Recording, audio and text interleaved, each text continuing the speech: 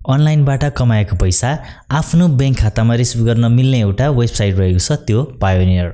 यहाँहरु पनि TikTok, fibre, Upwork लगायतका विभिन्न साइटहरुबाट चाहिँ अर्निङ गर्नुहुन्छ र त्यो अर्निङ गरेको पैसा कसरी निकाल्ने भन्ने सोचिरहनु भएको छ भने यो अप्सन तपाईको लागि बेस्ट हुन सक्छ। आफूले अर्निङ गरेको पैसा पायोनियर एकाउन्टमा रिसिभ गर्ने र पायोनियरमा चाहिँ नेपाली बैंक लिंक गरेर सिधै आफ्नो बैंक खातामा चाहिँ पैसा ट्रान्सफर गर्ने र साथै पायोनियरबाट चाहिँ विभिन्न प्रयोजनको लागि आवश्यक पर्ने इन्टरनेशनल मास्टर कार्ड पनि अर्डर गर्न मिल्छ र जसको प्रयोगबाट चाहिँ विश्वको जुनसुकै देशको एटीएमबाट पनि हामीले पैसा चाहिँ निकाल्न सक्छौं, विथड्र गर्न सक्छौं। सो आज म त्यही पायोनियर एकाउन्ट कसरी बनाउने भन्ने कुरा सिकाउन गइरहेको छु। नमस्कार, म युवराज, यहाँलाई स्वागत छ टेक्निकल वाइडी च्यानलमा। च्यानलमा नयाँ हुनुहुन्छ भने सब्स्क्राइब गरी अल नोटिफिकेसन अन गर्नुहोला र भिडियो मन पर्यो भने लाइक गर्नुहोला। आउनुहोस् भिडियो सुरु गरौँ।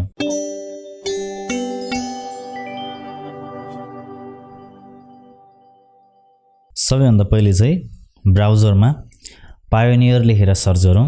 अब त्यसपछि pioneer.com को यो वेबसाइट देखाउँछ, पायोनियर एकाउन्ट अफिसियल वेबसाइट भनेर। यसमा हामीले क्लिक गर्नुपर्ने हुन्छ। अब त्यसपछि राइट ह्यान्ड साइडमा एउटा साइन इन छ, अर्को रेजिस्टर भन्ने छ। यहाँहरुसँग अलरेडी एकाउन्ट छ भने यहाँले साइन इन गरेर आईडी र पासवर्ड लगाएर साइन इन गर्न सक्नुहुन्छ भने हामीले नयाँ आईडी क्रिएट गर्दैछौं। सो हामी चाहिँ यो रेजिस्टरमा क्लिक गर्छौं। यहाँले आफ्नो निड अनुसार चाहिँ आफूलाई चाहिएको एकाउन्ट टाइप चाहिँ चुज गर्न सक्नुहुन्छ। यहाँ म चाहिँ इन्डिभिजुअल चुज गर्न गइरहेको छु।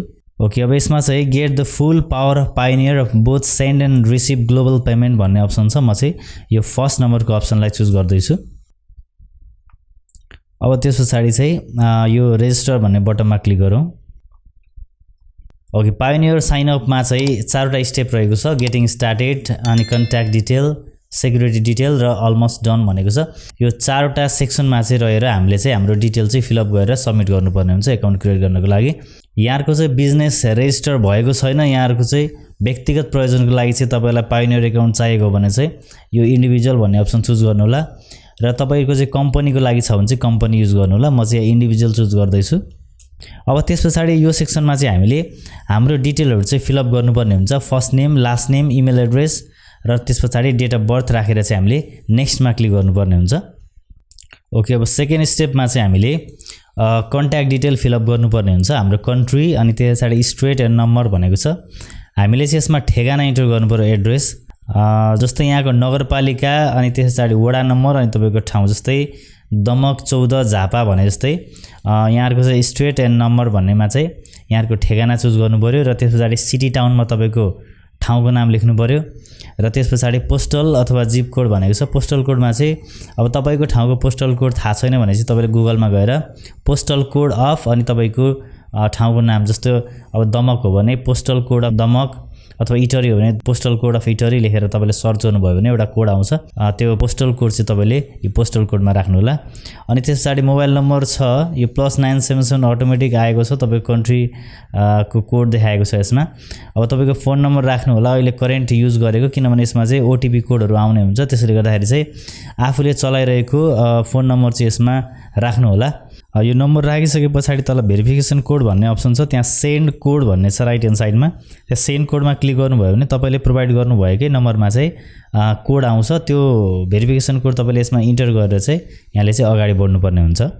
अब यो सेक्सनमा चाहिँ तपाईले सेक्युरिटी डिटेलहरु राख्नुपर्ने हुन्छ। यसमा युजर नेम भनेको छ, यसमा चाहिँ हाम्रो इमेल एड्रेस नै यो युजर नेम हुन्छ। अब तपाईले पासवर्ड क्रिएट गर्नुपर्ने हुन्छ, इन्टर पासवर्ड भनेको छ, अनि रि इन्टर पासवर्ड फेरि त्यही पासवर्डलाई कन्फर्म गर्नु होला।